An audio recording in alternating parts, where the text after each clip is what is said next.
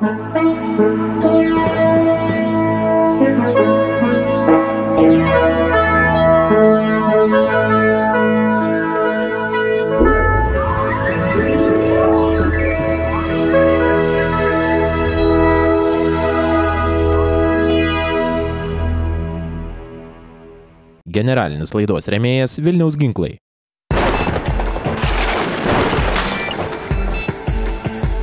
Elektra ne juokai. Instaliacija patikėkite profesionalams. www.lumenas.lt. Agrotaka. Lengviau pasiekiamas rezultatas.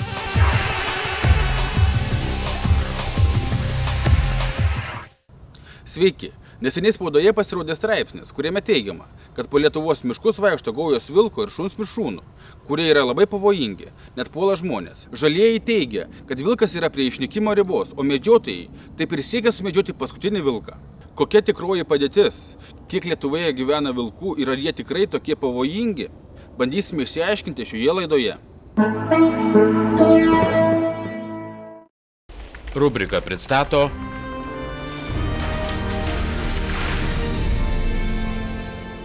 Štil, numeris 1 pasaulyje. Mėsos meistrai. Pagaminta žinovų.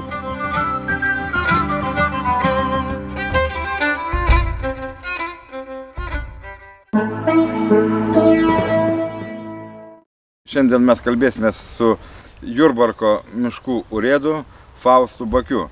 Jūsų nuomonė, kaip dabar čia Lietuvoje viskas surėdyta? Na, kaip supratau, vis domina ekologija. Taip, ekologija, būtent ekologija. Tai, žinoma, labai svarbi sritis, įdomi sritis, apie kurią būtų galima kalbėti. Ir, žinoma, tokios laidos, tai temai tikriausiai neužteks, bet vieną kitą mintį galima pasakyti. Būtų labai idealu, jeigu būtų gamtoje ekologinė pusiausvyrą. Tai tokia būsena, kaip kiekvienas gamtos kūrinys, kiekvienas gyvis, kiekvienas augalas turi savo vietą ir vienas kito neustelbia, neišstumia. Tai ideali tokia būsena, žinoma. Bet dažniausiai būna kažkokia tai ekologinė pusiausvyrą pažeista. Na, ši pusiausvyrą pažeidžiama dažniausiai vieno kito gyvūno tokio pagausėjimu. Žmonės dažniausiai sudaro tam tikras sąlygas, kad žvėrių ar paukščių rūšis turėtų geresnes sąlygas, daugintis, globa būna geresnė. Ir tokiu atveju tų gyvūnų gausėjimas labai dažnai sąlygoja kitų rūšių išstūmimą tam tikrą iš gamtos. Kadangi mes į mišką žiūrim kaip į atskirą ekosistemą ir miškas ne vien mediena.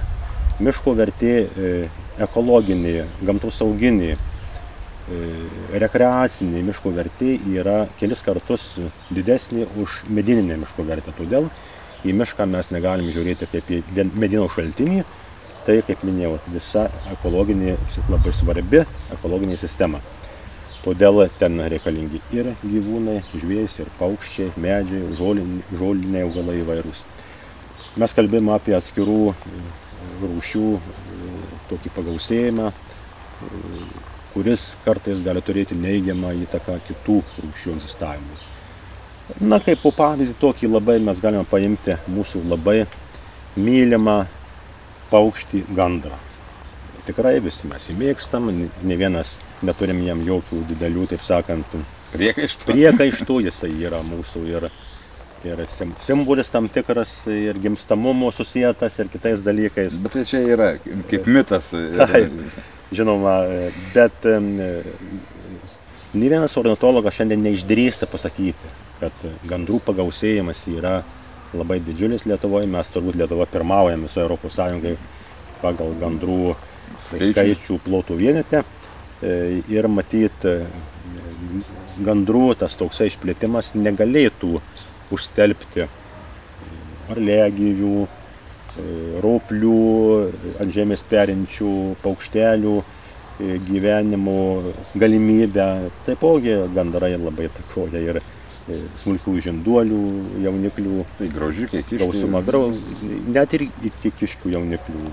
Tai net ežys papuola jam. Šitas paukštukas, reiškia, mūsų mylimas, jisai bando maitintis tokiais. Taigi, be gandro yra, žinoma, šiandien jau gamtininkai žiūri tam tikrą problemą ir su gulbe, kuri išstumia vandens paukščius, ir gervį, ir vakarinės suopės ant kiekvienos lūpom beveik. Šiandien kalbam jau ir apie vilką. Vilkų skaičius Lietuvoje svyruoja ir istorijos bėgiai labai svyravo. Šiuo metu Jurbarko miškuose tikrai jaučiamas vilkų pagausėjimas. Ta parodė praeitų metų snieginga žiema, kada buvo galima labai gerai jų nustatyti lankymosi vietas, jų gausumo pėdsakus. Jaučiama vilkų įtaka medžiojamosios faunos populiacijai. Aš manau, kad taip ir man keistokai atrodo ta statistika, kadangi Lietuvoje kiekvienais metais priskaičiuojama apie 200-300 vilkų. Pastarieji metai keli, žinoma, tas tikslumas niekas negali garantuoti, kadangi vilkų apskaita yra labai sudėtinga. Jie eina pėda į pėdą, ir suskaičiuoti juos netaip lengva. Vilkai dauginasi vos ne dvigubai kiekvienais metais. Gal taip realiai prieaugis siekia apie 30%, tai tikrai. Aš manau, kad vilkų tas pagausėjimas tikrai yra akivaizdus, ne tik Jurbarke, bet ir Lietuvoje. Šiandien vilkų mes Jurbarke jau matom jų veiklos pėdsakus ir tuose miškuose, kuriuose jų anksčiau nebuvo. Taigi, manyčiau, kad jeigu šiandien dar tokių apčiuopiamų žalos pėdsakų gal kai kas ir nemato ar nežino, tai artimiausiais metais nesiėmus ryžtingų priemonių jų gali jau atsirasti. Bet antra, tai dar ne vien laukinė fauna, dar yra ir faktiškai ir paliečiama ir žmonių gyvulius, vis tiek nusiskundimų jūs gaunat kažkokių. Tai... Aš manyčiau, kad medžiojamosios faunos įtakojimas nėra toksai jautriai reaguojama į visuomenėje. Tai čia yra medžiotojų problema. Daugiau, žinoma, žymiai jautriau, kada vilkai kenkia ūkininkų gyvulių bandoms. Tada atsiranda nemažos problemos tarp medžiotojų ir žemdirbių santykių. Nes prasideda avių pjovimas, jaunų veršelių, visko žmonės skundžiasi, mums skambina dažnai. Antra, dar gal jūs pastebėjo tokį reiškinį, kad vilkų medžiojimo terminas yra nuo gruodžio 1 dienos, limitas ten 20-30 vilkų. Ir praktiškai pirmą savaitę gruodžio visi vilkai būna išmedžioti. Jau praktiškai visas limitas išmedžioti. Tai kažką tai turėtų rodyti, akivaizdžiai, man atrodo. Sunku ką pasakyti, bet tas rodo matyti, kad vilkų gausa netokia menka yra, jeigu tai greitai sumedžiojamas. Ne, tai būtent. Reiškia, gal čia yra kažkas tai ir kitaip. Gal žmonėm paaiškinkim viską, tik tai, pavyzdžiui, žiūrovas nemedžiotojas, jisai neįsivaizduoja, jis įsivaizduoja vilką, kaip parašo čia laikraštį, kad jis puola ant žmogaus, jis daro viską. Kad vilkas yra labai atsargus žvėris. Labai atsargus žvėris. Ir jeigu vilkas medžioja per savaitę visą limitą Lietuvos, įsivaizduokim, kad vilkų tikrai daug yra. Mano manimu, šiandien vilkų limitą, sumedžiojimo limitą tikrai reiktų didinti. Ir žinoma, terminas nuo gruodžio 1 yra labai nepalankus medžiotojams. Jūs siūlot, kad limitą vilkų reikėtų didinti.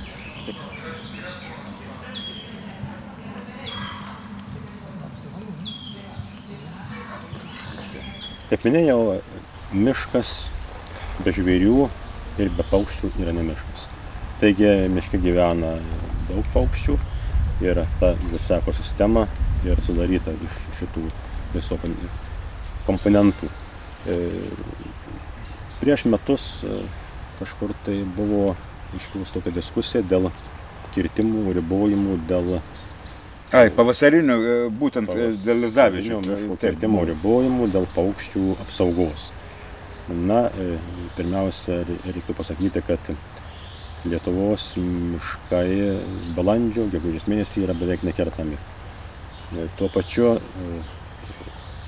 kertamų miškų plotas per metus sudaro apie 0,8–1%, tai nuo bendro miškų plotų. Dabar tais mėnesiais, kada kažkokia galėtų būti padaryta miško žala, tai 2–3 mėnesiai. Tai dar reiktų padalinti šitą kiekį dar iš 3–4. Tai liktų 0,3–0,2% bendro miško plotų. Aš pasakyčiau, kad brandžiame pušyne taipogi neteko pastebėti, kad būtų labai daug lizdų, gal vieno kito kranklių. Taigi su miškų kirtimais gali būti pažeista labai mažas procentas miške perinčių paukščių lizdų. Aš manyčiau, kad vieno gero gandro šeimyną padaro šitiems paukštukams, kažin ar nedidesnį nuostolį, a dar automobilių. Taip, bet automobilių, tai čia jau kita problema, taip jau čia. Begalės yra problemų, žinoma, bet miško darbų žala paukščiams, mano manymu, yra netokia ryški ir apie kalbėti, nemanyčiau, kad yra visiškai pagrindas. Taigi, girdėjot šiandien nuomonę apie miško ir gyvūnų, tai dar paklausysime apie vilkus mokslininkų nuomonės, o žiūrovai darykite išvadas patys. Norint išsiaiškinti, koks kraujas teka Lietuvos miškuose gyvenančių vilkų kūnuose, buvo atlikti genetiniai tyrimai Švedijos laboratorijose. Iš įvairių Lietuvos regionų 29 vilkų imties tyrimai parodė, kad iš tikro kai kuriuose vilko genuose aptinkamas ir šuns genas. Išsamiau apie tai daktaras Linas Balčiūnas, Gamtos tyrimo centro direktoriaus pavaduotojas. Tyrimai buvo atliekami pirmiausia todėl, kad ši tema, ypač pernai vasarą, neišlipo iš spaudos, televizijos ir radio puslapių, kadangi vilkų žala padidėjo, o diskusijos apie tai, kiek jų Lietuvoje turim, yra tokios dviprasmės. Viena pusė, tai yra žalieji teigia, kad vilkai baigia išnykti, tuo tarpu mes teigiam, kad vilkų yra pakankamai ir jų populiacija gyvybinga. Tai monitoringo darbai šiuo metu yra nutrūkę grinai dėl finansinių sunkumų. Tai vienintelis būdas yra apskaita ir mes stengiamės, kad ta apskaita būtų europinio lygio, tai yra atliekama vienu metu ir neturim kitų pajėgų kaip miškininkams, kurie mum labai džiaugsminga, kad jie sutiko mum padėti. Tai yra 2 kartus šią žiemą, kadangi žiema buvo snieginga truputį vėliau, kovo mėnesį, 2 kartus atliko apskaitą visose Lietuvos girininkijose. Rezultatas, jau po medžioklės sezono buvo rasta mažiausiai 270 vilkų, taigi galima teigti, kad vilkų populiacija buvo tikrai didesnė kaip 300 individų. Antras klausimas, kurį norėjom patikrinti, vėlgi atsiliepdami į tas diskusijas, kad mūsų vilkai yra hibridiniai, kryžminasi su šunimis ir panašiai, tas jau senai vėlgi buvo šnekama, norėjom patikrinti genetiškai. Turiu pasakyti, kad tam darbui aš vadovavau, bet genetinių tyrimų neatlikau, tai atliko mano laboratorijos žmogus, daktarė Laima Baltrūnaitė, ir jin darė jo Švedijoje. Švedijoje todėl, kad jau iš anksto buvo abejojama jų šitų tyrimų rezultatais, todėl mes apsidraudėm atlikdami tyrimus vienoj geriausių pasaulio genetinių laboratorijų. Kągi rezultatai, tiesą pasakius, rezultatai mus irgi truputį nustebino, kadangi rytų ir šiaurės Lietuvoje rasta, kad vilkuose yra šuns genų. Tai toli gražu yra ne taip, kaip pateikė spauda. Aš esu giliai pasipiktinęs šitos korespondentės, kuri parašė apie siaubūnus, mišrūnus ir taip toliau. Esu giliai pasipiktinęs jos neišmanimu ir būtent šito reikalo pateikimu iš tikrųjų yra ne taip. Mes negalim pasakyti, kurioj kartoj tas kryžminimas įvyko, bet faktas yra toks, kad šuns genas perduodamas per motinos liniją, tai reiškia, kad kalė susilaukė vilkiukų su vilku. Vilkiukų, šuniukų, tai yra pirmos kartos hibridų. Kiek kartų praėjo nuo to yra neaišku, bet kuriuo atveju Tai negalėjo būti kalė pabėgus į mišką, kadangi nebūtų išauginų šuniukų, tai reiškia, jį parsinešė tuos šuniukus namo arba atvedė namie, tai gali būti sąmoningo kryžminimosi rezultatas.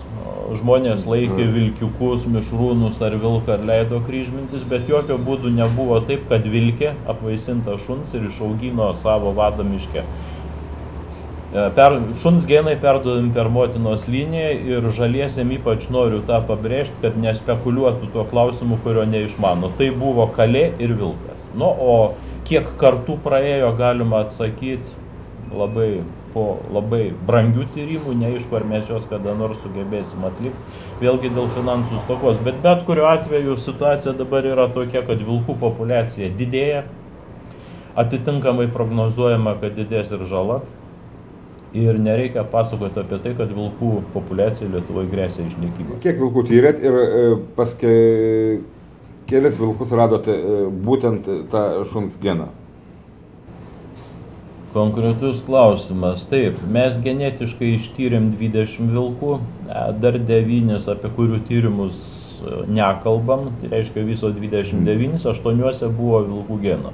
Šuns geno, taip, tai Dradharo, būtent Dradharo, ta veislė mus nustebino, bet vėlgi tarptautiniam genų banke yra Dradharo genų seka ir apsirikčioje vietoje negalima. Vienu žodžiu, jokios klaidos negali būti, kad tai buvo, nes vis tik tai vyrauja tokia nuomonė, kad greičiau galima ir daugiau vyko tokiu atveju, kad kergdavo ar namuose laikyta vilkė su laika, siekdami ištobulinti laikos ten kažką tai, bet Dradharas tai kažkaip tai visai kito lygio šuo. Lygio šuo, bet pagal dydį yra tinkamas. Ne, pagal dydį tai jis tinkamas, bet partneris kaip partneris jis tinkamas, bet kad žmogus sąmoningai išvedinėtų tokią veislę Dradharo ir vilko kažkaip tai labai keistai atrodytų. Tų priežasčių, kaip tai atsitiko, mes tikrai niekada nesužinosim. Manau, tai iš tikrųjų gali būti arba sąmoningas bandymas, arba buvo namie laikomas vilkas arba vilko ir šuns mišrūnas ir susikergė, o po to palikuonis kažkokio tai būdu turėjo patekti laisvę, bet tai jau galėjo būti 2., 3. ir 5. kartą. Šito mes negalim pasakyti iš dabartinių tyrimų. Galima daryti tokią išvadą, kad vilkų populiacija, kaip sakėt, tikrai nemažėja, bet dar ir didės. Prognozuojant pagal tai, kaip kinta skaičius paskutiniaisiais metais, sakykime, nuo 2005-2006, kai čia prasidėjo tos diskusijos apie vilkų išnykimą, tai jų populiacija nemažėjo, tik auga. Ir auga nepaisant to, kad kvota vis dėlto, gal ir mūsų iniciatyva buvo padidinta paskutiniaisiais metais. Taip kad norint stabilizuoti vilkų populiaciją, kvotą aiškiai reikėtų didinti ir mes rekomenduojam šitą daryti artimiausių laikų. Aš nekalbu apie tai, kad reikia juos naikinti. Aš kalbu apie tai, kad reikia stabilizuoti jų populiaciją tokiam lygiui, kad būtų populiacija gyvybinga ir kad daromo žalos mastas nebūtų per didelis. Norėčiau paklausti, koks taip racionalus būtų vilkų skaičius Lietuvoje, kad ir populiacija būtų gyvybinga ir nebūtų, kad jinai nyksta. Taip, mes siūlėm pradėti diskusiją nuo 150 iki 250 vilkų ir pradėti diskutuoti nuo 200 vilkų. Nuo 200 vilkų. Tai būtų beveik, gerokai mažiau negu yra dabar, bet populiacijos gyvybingumui palaikyti, aišku, užtektų 150, bet, sakykime, priklausomai nuo to, kokia būtų žala, kaip tie vilkai Lietuvoje pasiskirstytų. Juk dabar yra taip, kad į šitos rytinius rajonus pas mus ateina svetimi vilkai iš Baltarusijos ir tai rodo apskaitos. Latviai medžioja mūsų vilkus palei sieną, o Latvija jų sumedžioja 4 ir netgi 5 kartus daugiau.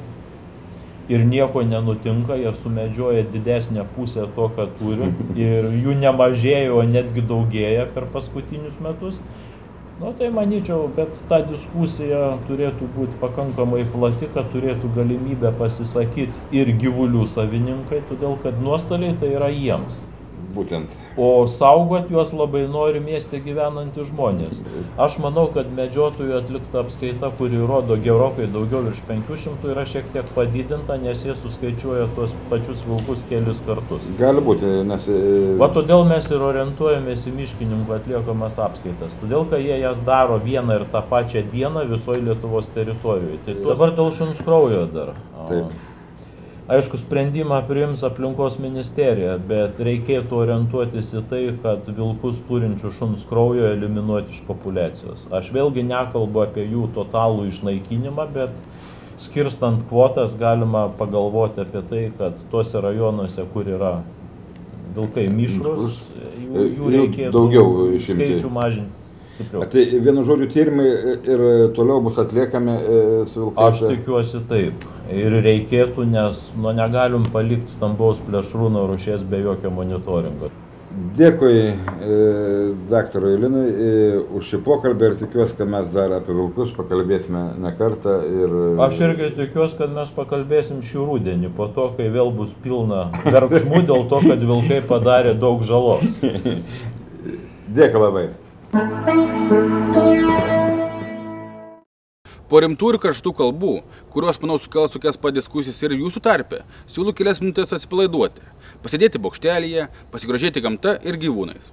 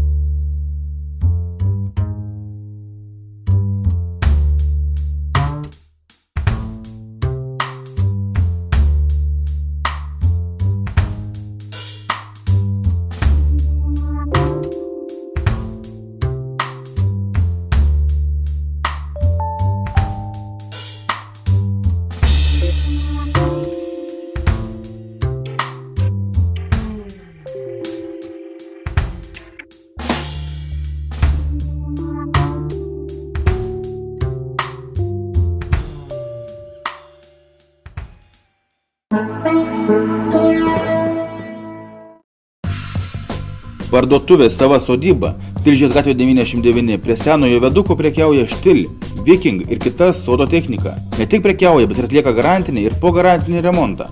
Kiekvienam klientui bus taikomos geros nuolaidos.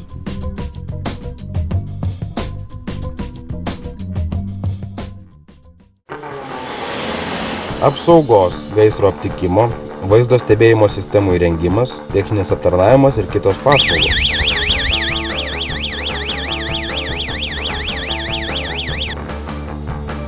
Alasa – apsaugos sistemos.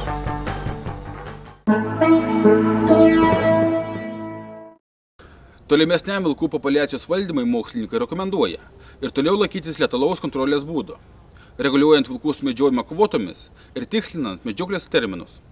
2010-2011 metų medžioklės sezonui siūloma sumedžioti nuo 50 iki 60 vilkų. Tai yra dvigubai daugiau nei leidžiama dabartinės kvotos. Šiandien tiek. Diskusiją apie vilkus Lietuvoje pratęsime ir kitose laidose. Susimatysime po savaitės. Nei plaukų jums, nei taukų. Iki. Kokybiška nauja technika sukuria profesionalų rezultatą ir taupo jūsų pinigus.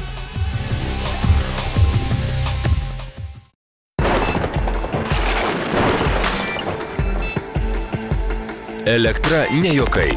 Instaliacija patikėkite profesionalams. www.lumenas.lt Generalinis laidos rėmėjas Vilniaus ginklai.